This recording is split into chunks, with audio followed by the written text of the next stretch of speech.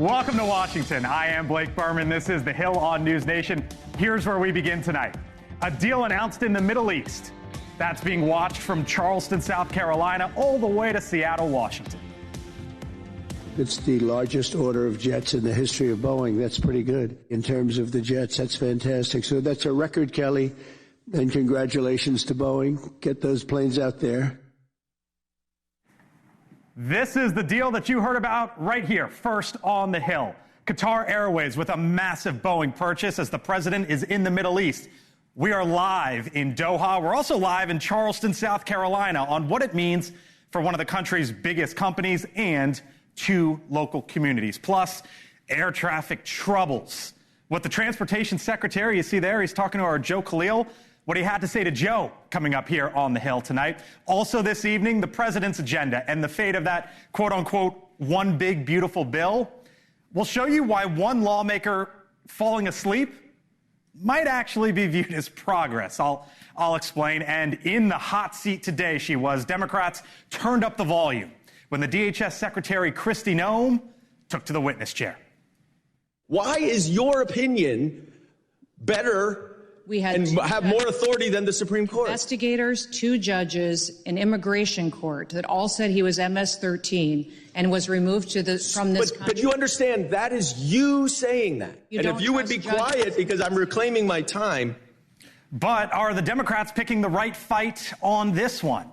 That's some of what's happening in and around the Hill tonight, but we begin here on the Hill, live in the Middle East, as the president is abroad and an iconic American manufacturing company, Boeing, scores a big deal. Our Kelly Meyer was the first one to break the news last night. She joins us live once again. Look at that picture behind her in Doha this evening on that big Boeing deal. Kelly?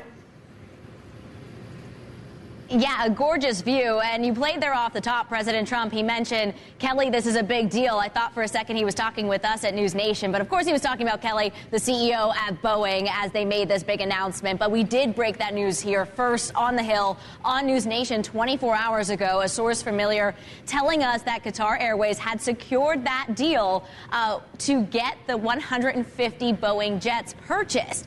Then the president confirming that news himself as he sat down and put the pen to paper with the Emir of Qatar this afternoon.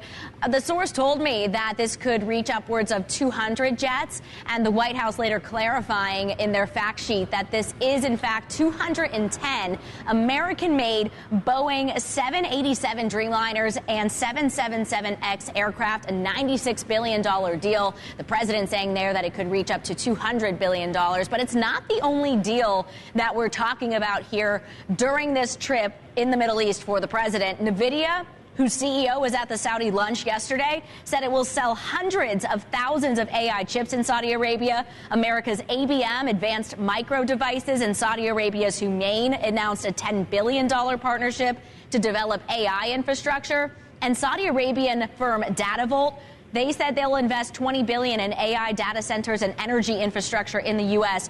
Google, Uber, and more. They were all also at that lunch in Saudi Arabia yesterday. And it's interesting and notable, Blake, tonight at the Qatari state dinner, in the front row, Elon Musk, along with President Trump and the Emir of Qatar. There was also Scott Bessent and Steve Schwarzman, the CEO of Blackstone Group. And President Trump also praised the Treasury Secretary, saying that every time he goes on television, the stock market goes up. So a lot of focus on business here during this trip, and still one more day to go here, Blake. Indeed. Our Kelly Meyer live tonight in the Middle East. Kelly, thank you. So from South Carolina all the way up to the Northwest into Washington State, the Boeing deal could have a big impact on employment in areas such as South Charleston and Seattle. A headline, for example, from the Seattle Times, Boeing marks comeback from crisis with record Qatar Air deal. The Charleston Post and Courier, Boeing South Carolina lands a record 787 order from Qatar Airways. Now, production for the Boeing 777 and 787 planes, the White House says, will support 154,000 jobs annually. So what kind of impact could it see on the ground? Our Brooke Schaefer live tonight outside one of the big Boeing plants there, and she took a tour earlier today. Brooke? Yeah, Blake, we were actually inside this plant here in North Charleston, South Carolina, when President Trump made that announcement of what is being called a landmark deal. Boeing says that this major buy is going to support about 500,000 jobs. And earlier today, I was able to speak exclusively with a VP here at Boeing, South Carolina. We talked about the impact that major deals like this have on Boeing and beyond. When you get big orders for planes, what does that mean for this factory here in Charleston, South Carolina? Well, all 787s are made here in South Carolina. So, those orders will go into our backlog and they will be manufactured here on the campus here at the airport campus. It's a big boost for the entire area. We've got over 200 suppliers in the local area that have, set up, aerospace suppliers that have set up around Boeing, South Carolina over the last 10 or 15 years. So it's not just Boeing, it's beyond Boeing.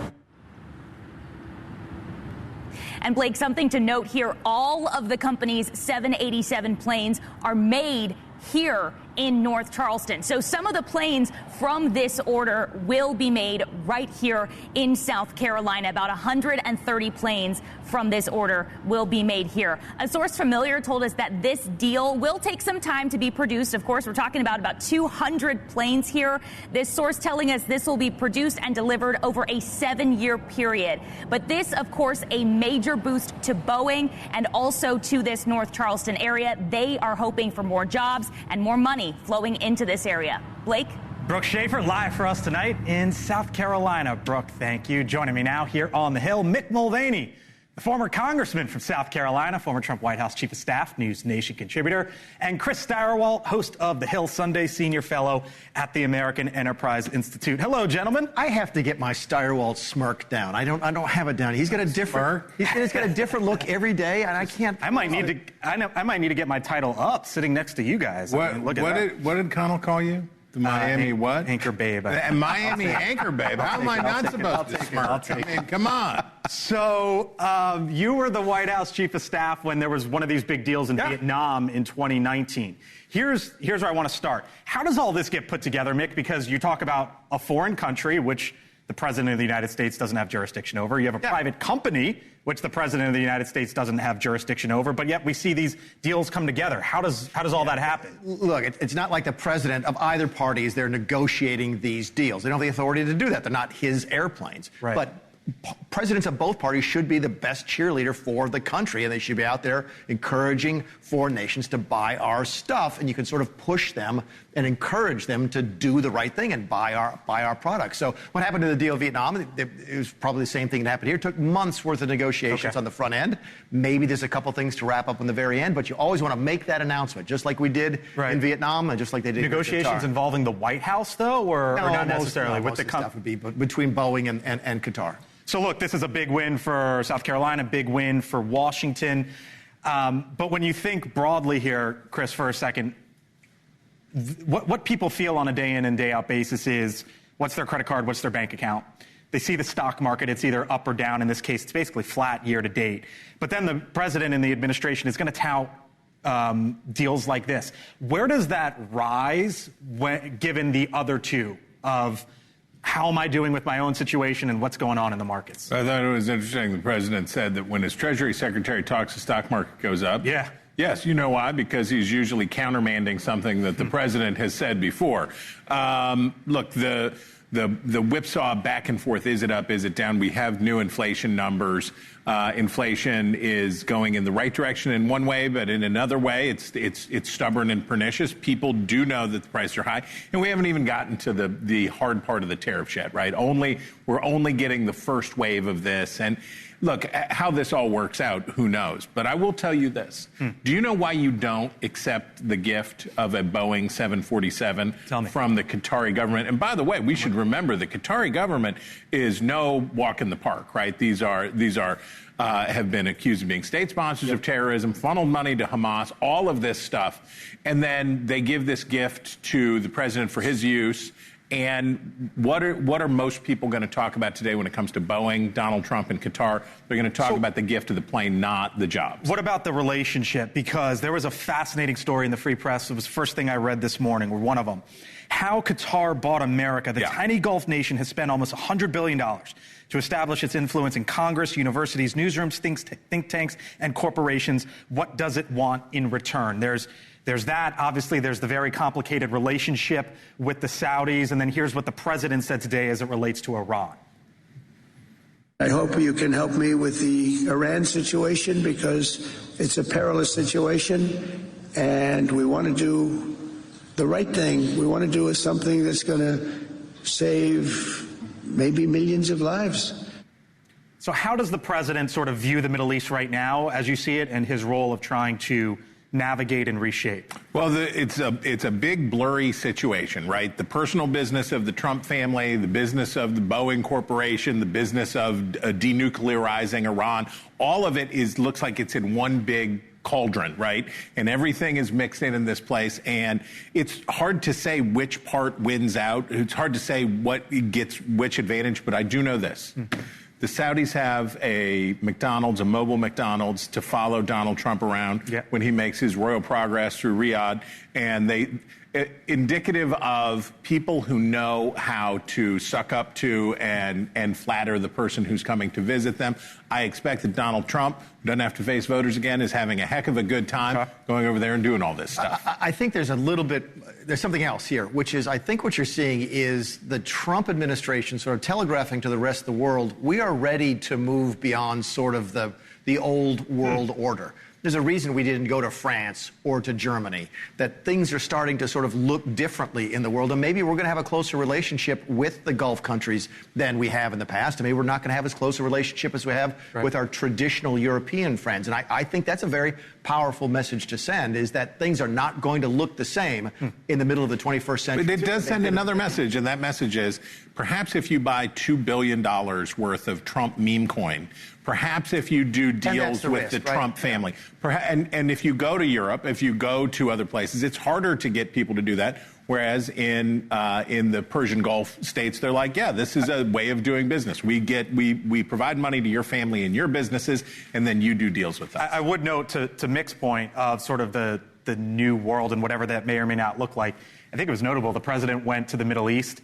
There wasn't an announcement on oil. No. There was big announcements on AI, right? And that's sort of like, if you look forward here in 2025, I think that, I don't want to say is indicative, but it's just another notch into the idea of, okay, maybe things are changing. Go to Dubai, look at the growth. Go to Abu Dhabi, go to Qatar, go to Riyadh, look at the growth. This is where the action is in the international economy right now. It's not in Paris, it's not in Frankfurt, it's here. The biggest economic story of the last 20 years is what? The United States is an energy powerhouse, and we have changed the politics of the whole world. All right. Thank you both. See you later in the show. We get to do this again in about 30 minutes or so. I'm going to work on my smirk. All right. We'll see you then. Still much more ahead tonight here on the Hill. Planes in the skies and fingers pointing backwards. I think it is clear that the blame belongs with the last administration. The Transportation Secretary blaming the past administration for travel troubles, but will $12 billion fix the problem? Plus a major test for Trump's quote-unquote big beautiful bill? I'll talk with the key Republican who's already raising red flags, plus this.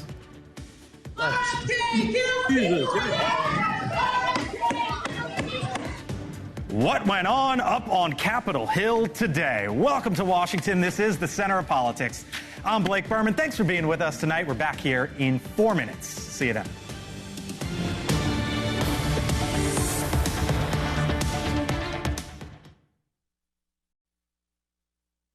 Welcome back here to the Hill on News Nation. Outside of the president, perhaps no one has been before the cameras more in the recent weeks than the Transportation Secretary, Sean Duffy. And today that continued. Questioned by lawmakers in the House over how much money his agency needs. It comes, of course, after 3 separate outages at Newark Liberty in New Jersey, one of the country's busiest airports. Our Joe Khalil caught up with the secretary today, threw a few questions his way. Joe with us tonight. Joe? Yeah, Blake, so he basically told me that he thinks he can succeed where others have failed. We know it's going to take tens of billions of dollars to revamp the air traffic control system. He says he can get it done. It's a 10 to 12-year project in about 3 to 4 years. And by the way, he thinks he can get Congress to play ball with him, Republican and Democrat, to give him all of that money up front, which Congress typically doesn't do. I also asked him how much he thinks this is actually going to cost. Here's what he told me. We have ideas of what the costs are. We want to talk to the Congress as well. They do this pretty well themselves. Yeah. We'll let them pressure test numbers in the conversation. But in the end, I think we'll come to an agreement of what we think the costs are. And the question will be, how do they do it? When do they do it? So, Blake, he also said, look, we're 100 and some days into this administration. You got to look at previous administrations for years that have allowed this system to lapse and become outdated. He got some pushback from Democrats on that, but ultimately he says he's working well with both sides of the aisle, and he thinks he's got real, genuine partners in Congress on this issue, which is not really a partisan one. Blake? Yep. All right, our Joe Khalil live tonight up on Capitol Hill. Joe, thank you. Joining me now, the Democratic congressman from the state of Arizona, Greg Stanton, is a member of the Transportation and Infrastructure Committee. He was also just named the chair of the new Democrat coalition, one of the biggest in Congress, actually the biggest on the Democratic side of the aisle. Nice to have you in tonight. Great to be here. So as you just heard from Joe and the secretary, this really is a bipartisan issue, right? You're on the Transportation Committee. Sean Duffy says we can get these fixes done in 3 to 4 years. I had the former head of the FAA, Billy Nolan, who worked under Joe Biden, basically give me that same time frame the other day. Do you think that's right? Yeah, this is an incredibly important issue. Look, we as Democrats in the House, we're going to be fighting with the administration on a lot of different issues, tariffs or whatever. When it comes to this issue, upgrading the air traffic control system so the American people have full confidence in the safety of the system. We're going to work very closely with Secretary Duffy. We're partners. We're going to get this done. Your committee has thrown out the number of $12 billion, give or take somewhere in there, that might be needed on top of other funds to basically fix what's going on. There have been some numbers thrown out there, maybe like $30 billion. It's a big gap, but I guess you could argue it's not, given the problem and the importance of this. Is money the fix here? Is time the fix here? Is it both? What is it? It's all of the above, but certainly either of those numbers I'm comfortable with, because making sure that we have an air traffic control system that makes the United States the safest aviation system in the world. We currently are, but we have to keep investing to keep it that way, ensuring that we can grow the system. Because as aviation grows, so grows the economy. It's so critical for the growth of the American economy, and the American confidence in the system is critical. All of the above lead to the conclusion we need to make these important investments. So you started off by saying, look, we're going to push back against the administration when need be. But there's a real question, and you would have an insight into this given the position that you were just elected, of where your party goes from here, given the fallout of November. Diagnose for me, if you can, where you think your party heads. Well, look, we are a broad-based party. We're only down 3 votes in the House. So overall, even though the election did not go well for Democrats, in the House of Representatives, we did a lot better. So we're only down 3 votes, and we are going to take the majority in this next election. The post that I've been serving in now is the political action chair of the New Dems. We're the moderate caucus of Congress. We have the progressive caucus, which is a large caucus as well, but we are the largest of the coalitions inside the Democratic caucus. And we're going to work together in a bipartisan way to get things done across the aisle when necessary, fight the administration when necessary. And because we're a broad-based party, we're not all going to agree on every issue. So here was Stephen A. Smith. You know the name. He's been talked about. He's been out in the news. Basically, you mentioned progressives. Here's what he said about Alexandria Ocasio-Cortez. I want to get your reaction on the other side. But she gives the impression that when you talk about universal health care and you talk about other things, if it equated to taxing Americans 70% of their income, she wouldn't be against it. That ain't going to win you elections. The real issue that I'm having right now with the Democratic Party is I'm waiting to hear what your plan is. It can't be we're just against all things Trump.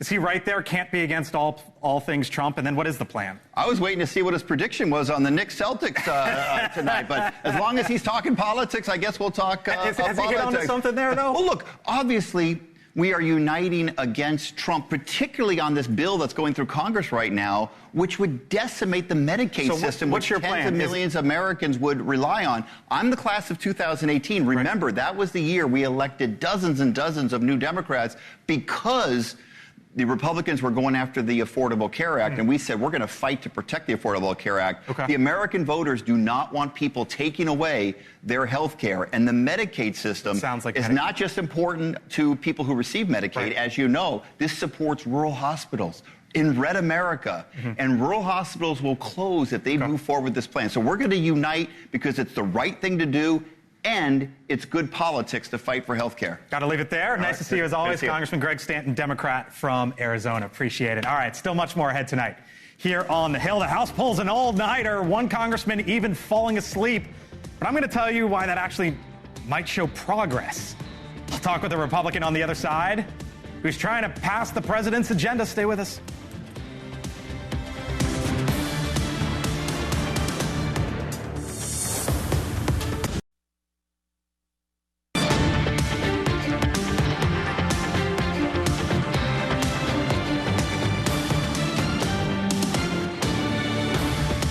We're setting records on this trip. We're bringing a lot of investment back into the United States of America. It's coming back at levels never seen before. We've never seen anything like it. 6:30 here in Washington, well past midnight over in the Middle East, where President Trump announced a number of deals this week, one being the big announcement that Qatar Airlines will buy up to 210 Boeing jets. The White House saying, quote, as the deal maker in chief, President Trump's latest achievement is another win for America. But can he close the deal that he made with voters, essentially, in the home stretch of the campaign?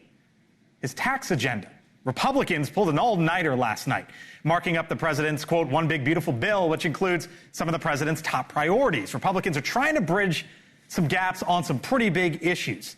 At one point last night, Congressman Blake Moore even fell asleep as they were going through things there at 5 a.m. You really can't blame him. Hard not to when a meeting lasts 17 hours, but it goes to show you how hard Republicans are working right now trying to get this thing to the finish line. But some conservatives are upset with new work requirements for Medicaid not taking effect until 2029, which they say is far too late. Others want deeper spending cuts. Any SALT increase has got to be offset. Medicaid is a perfect example to do it. Work requirements cannot be extended to 2029. We need to find the savings that we need to find. Stop about the areas that we're looking to make cuts. If you want to get, you can't have your cake and eat it too. There's a lot of things that really could be improved upon, and I would love to see us be able to move the needle as much as we can. Last man you just heard from there is the Republican congressman from the state of North Carolina, Mark Harris, the congressman with us tonight here on the Hill. Nice to have you back, sir. Thanks for being with us. So you say you'd like to see the needle move. Where do you want it moved to? Well, Blake, thank you. It's an honor to be with you as always. Listen, we went into this process with a budget framework and agreeable. We wanted to see $1.5 to $2 trillion in cuts, and it appears that we're going to get there. I'm hopeful. But obviously, I think that as we are moving forward, we really need to make sure that we're able to get the maximum that we can get in this bill. The president has made it clear that he wants to move toward a balanced budget. I think that we wanted to get to the point where we can, as you've heard some others talk about in the Medicaid, the work requirements that we were going to add there, some of those things are very, very important. And really getting it to a place where we deal with the expansion of Obamacare, which is really one of the big problems in how we've gotten into this spending mess thus far. And so a lot of those things haven't been done now, but I'm hopeful that we'll get there before we get to the final bill. So you just heard from Congressman Stanton, I believe, who, when I basically asked him, what's the future of your party, he went to health care and Medicaid. And here was Hakeem Jeffries, the top Democrat on the Hill earlier today. I'll get your reaction on the other side.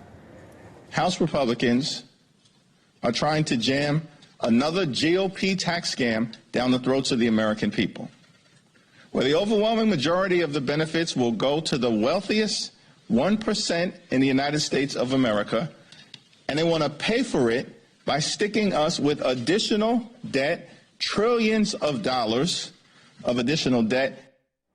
He also went on to slam the idea of possible cuts to Medicaid. You won your district by 19 points, Congressman. You're safe, right?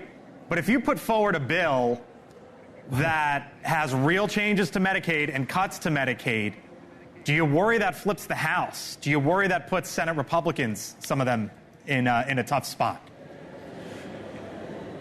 Well, I think what we're really looking at here is messaging and helping folks to understand that what we're doing right now is not sustainable. And Medicaid is going to implode on itself. And, you know, that whole line about we're looking to give tax breaks to the rich, listen, they need to get a new writer because that narrative is so old and just used over and over again. That's not the reality. Do Republicans need to get a new narrative, though, on spending? Because I know you said $1.5 trillion, but there have been estimates out this week that y'all could add north of $3 trillion to the deficit.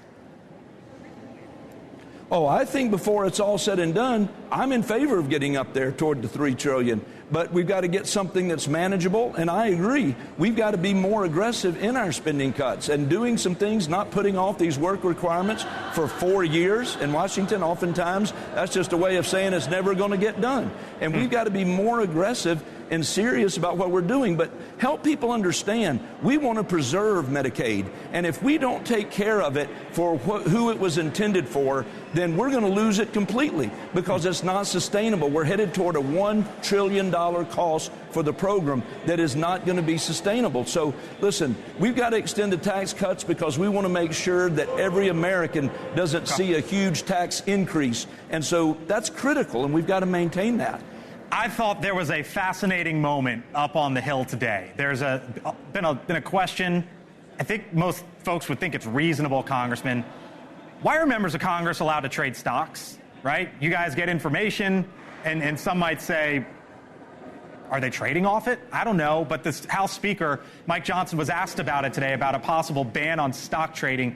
Here's what he said. Yeah, you want me to tell you my honest opinion on it? I mean, I'm in favor of that because I don't think we should have any appearance of impropriety here. On to basically lay out the case, Congressman, that members of Congress haven't had a raise since 2009. With inflation, it's up 31%. Some can't afford lifestyles in two different cities, and so maybe they need to be in the markets. What do you make of that argument, and are you for a ban on congressional stock trading? Well, listen, I'm a freshman. I've been up here 5 months, and I have yet to get any information that would be considered insider trading. So I don't know where that continues to come from in that thought. I haven't seen it. But I will say that just from my own case, any stock that I owned once I won an election and was sworn in, I moved that over to where it is simply managed by an advisor without me involved with it at all. You think everyone should do that? Just for personal. Well, I certainly would encourage it, but I'm not going to say today that needs to be the law of the land. But I do think it's important that we take care of making sure we operate with integrity in everything that we do. Mark Harris, Republican from North Carolina, with us tonight here on the Hill. Thank you, sir. We'll talk to you again. Thank you, sir. Pleasure to be with you. Of course. Coming up tonight here on the Hill. Speaking of the Hill, did you see what happened today when Kristi Noem went before Democrats? Madam Secretary, I have a 7-year-old, a 6-year-old, and a 3-year-old. I have a bull detector. I'm just asking you, is this doctored or not doctored? That was just one moment. I'm telling you, just one of many. Plus, what happened with RFK Jr. today up on the Hill. Full panel with me on the other side.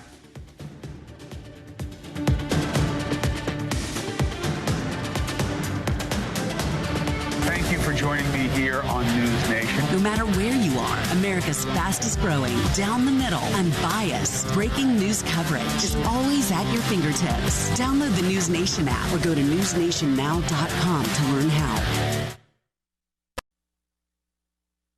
President Trump is conducting the nation's business in the Middle East. Back at home, it was a pretty contentious day here on the Hill. The Homeland Security Secretary, Kristi Noem, testifying before a House panel this morning over her department, DHS, Department of Homeland Security, and the budget.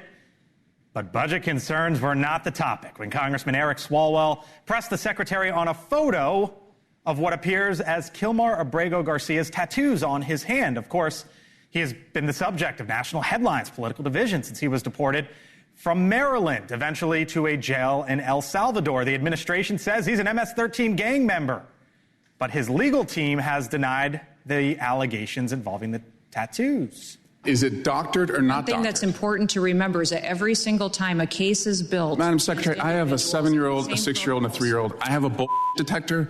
I'm just asking you, is this doctored or not doctored? Can you answer the question? We're exactly the same. Madam Secretary, I don't have any knowledge as to that photo. Are those doctored or not? Testimony today is on a doctored photo. You don't want to talk about the facts, okay, the importance of our national security. You acknowledge it was doctored. And believe it or not, not the only fireworks on this day. The HHS Secretary, Robert F. Kennedy Jr., also answering questions before a House committee, and he was interrupted by protesters. Watch. The budget I'm presenting today supports these goals and reflects...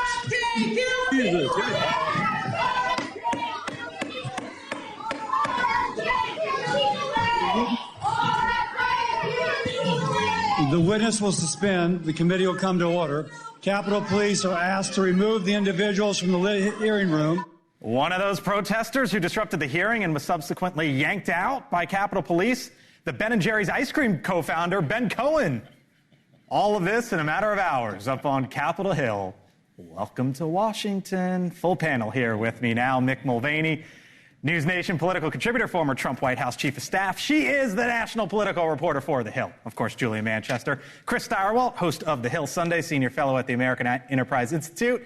And Naveen Nayak, president of the Center for American Progress Action Fund. Did you see my smirk there? Did you see I saw your smirk. I saw impersonation. I saw your smirk. Thank you, Mick. Lots going on today. And I sit back, Naveen, and I see what's going on there. Is this the fight that Democrats should pick, which is Abrego Garcia and due process? Listen, if you have the Secretary of DHS in front of your committee, yes. I mean, this is one of the big missteps that I wouldn't have counted on. There's a lot of that the Trump administration, they had a lot of latitude on immigration. Doctoring photos, lying about the people they are deporting, avoiding any sense of due process, ignoring the courts. The American people are already saying, this is too much. We don't like this. And so I think it's really important in a simple way. They're lying about this man, and they don't want to admit it. And that's a good thing to tell the American people. I don't necessarily disagree. I think it would be wrong to continue to make that sort of their leading argument all of the time. But in a hearing, I think Naveen is right. This is the right time to bring it up and the right way to bring it up. And look, I think there's a lot of Republicans who say, why don't you just bring the guy back, give him due process, and then kick him out? I mean, this guy is not going back to live as a quiet Maryland dad. He is leaving the country. Why not give him the due process? I guess to the point, should this be the leading argument when it comes to immigration? And if not, where do we expect Democrats to go Well, from look, here? it's interesting to see, I guess, the conversation surrounding immigration really since Abrego Garcia was originally deported. You've seen, I think, a number of Democratic figures, including most notably Senator Chris Van Hollen, for example, really step up, as many liberals would say, step up to the plate and set an example in many ways for how other Democrats should message on this issue. Now, you have that aspect, and then, of course, you have the ICE detention facilities in New Jersey, those 3 New Jersey lawmakers, and how they've sort of become the subject of whether there was any indecent behavior committed, et cetera. But I think you're seeing Democrats, as they try to find their post-2024 voice, a strong argument. They're really leading into this issue of immigration, I think, because of the fallout we've seen over Abrego Garcia. Well, they're doing it for the reasons that the learned gentleman pointed out, which is, by the way, their function in Congress. But also because it's working. The President Trump's ratings on immigration were wonderful. They were the best. Many people were saying they were the best ratings on immigration of all time. And they have nosedived. I was a Democrat shared a poll with me, so take it for whatever it's worth. I don't think they cooked the numbers, but it did come from a Democrat. And here's what it said. It's like a 30-point decline in Trump's approval on handling of immigration since about the time of this case. And most problematically for Republicans who have a lot to say about how much they love the sport of Hispanics. The numbers were even sharper among Hispanics. And as these stories ripple through the community, it gets worse. I was going to move on, but you two are dying to jump in. Nivi, you went first. So. Yeah, go ahead. Well, I was going to say, I think what's surprising is he's even lost some folks on the right. When you have folks like Joe Rogan saying, wait a second, if this guy can't get due process, right? A lot of Hispanics were like, yes, people who are here illegally, undocumented. Okay. But now suddenly I think or committed other crimes. Crimes, everyone's If I'm a Republican running for re-election in the midterms, I'm deathly afraid right now of the ad. They kicked this guy out of the country without sending him through due process. Yes. What are they going to do to your kids? What's the ad Republicans are going to run? I think they're going to say that he secured the border. They're going to show the numbers and all that, but they don't have a response to this yet, and they could by simply running the guy through the system and then running him out of the country. All right, so that was one of the hearings today. Then, of course, Robert F. Kennedy Jr., Secretary, head of HHS, testifying up on the Hill as well. If you had a child today, would you vaccinate that child for measles? For measles, probably for measles. What I would say is my opinions about vaccines are irrelevant, but I don't think people should be taking medical advice from me. You jump back in your seat. Why? If his opinion on the measles vaccine isn't relevant, why is he in the job? That should be an easy question. It's yes or no, or you can say, look, I do this, but I respect people who don't. But that's an evasive answer. That's the worst kind of answer. I think part of the point, though, is he's not a doctor, right? And I look at Javier Becerra was a lawyer and a politician. Alex Azar, lawyer. Price, politician.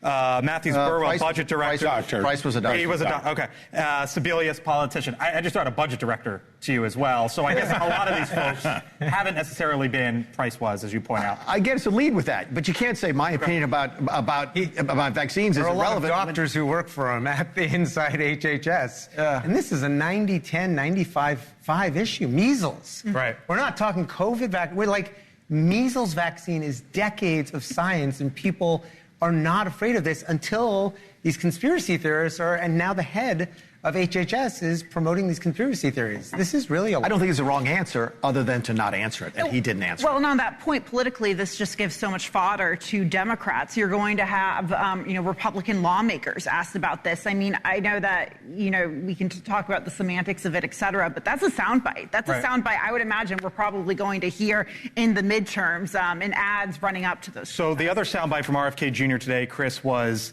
y'all have been talking about food dyes for 20 years. I got it done in 100 days. Great line. Great line. To his point, he went up there and basically said, look, I'm getting things done.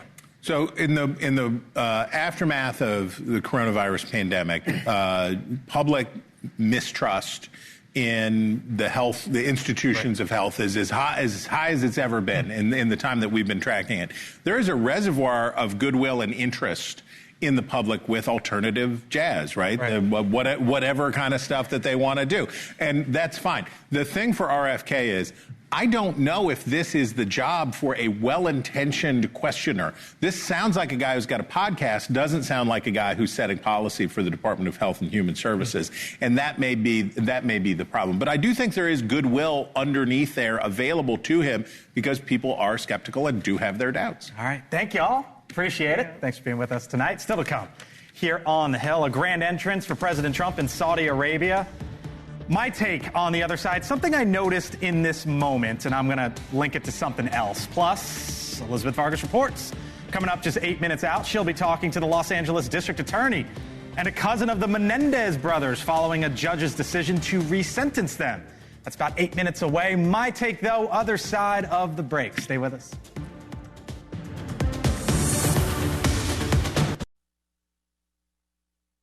First introduced the idea of what Elon Musk referred to as humanoid robots back in 2021. It was barely more than a concept at the time, and the presentation even featured a human dressed as a robot. Now, cut to this.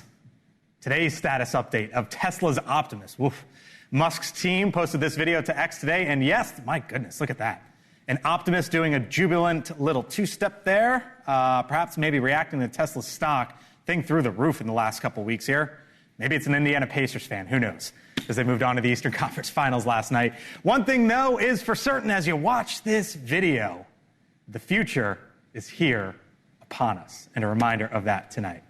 All right, time for my take tonight before we head on out. President Trump, as we know, over in the Middle East. He was at the big investors forum in Saudi Arabia yesterday, where some of the wealthiest people in the world took out their cell phones to capture the moment of what it was like to be in the room with the most powerful person in the world. And when I saw it, a part of me stopped to think for a second, I guess it's kind of no different than over here, right? Something happens, you take out the cell phone, you try to capture it, most likely keep that memory to yourself, eventually share it. But then I watched a clip this morning about a different moment. Rory McIlroy asked about his triumphant victory at the Masters. McIlroy, at the age of just 36, completed golf's prestigious Grand Slam, making him only the 6th golfer in history to do so. But when asked today if he watched that winning moment from last month, here's what Rory had to say. I've tried not to watch it a lot because I want to remember the feelings, and I want to, I've talked about this before. I think when I rewatch a lot of things back, I then just remember the visuals of the TV rather than what I was feeling and what I was seeing through my own eyes. So I haven't tried to watch it back too much. Interesting, right? In essence, he says he doesn't want the camera's version of the experience to pollute the actual firsthand memory. It's a new age question, really, that I was reminded of in just the last couple days here. When is it the right time to simply just take in the moment, no matter where you are, who you are, or just what might be before you? And that's my take tonight. We leave you here with a live look over at the White House. You know, the president is abroad, but he's announcing and making some big deals. The big news today, of course, Boeing and what that could mean for Seattle, South Carolina as well, and beyond. And over up on Capitol Hill, they continue to negotiate, Republicans at least, that quote-unquote one big beautiful bill, but they have lots to work through. We continue to report on it all. Live from Washington, I thank you once again for watching us here on the Hill. We'll see you back here tomorrow, 6 o'clock Eastern. Set your DVRs if you need to. I'm Blake Berman. Elizabeth Vargas Reports starts right now.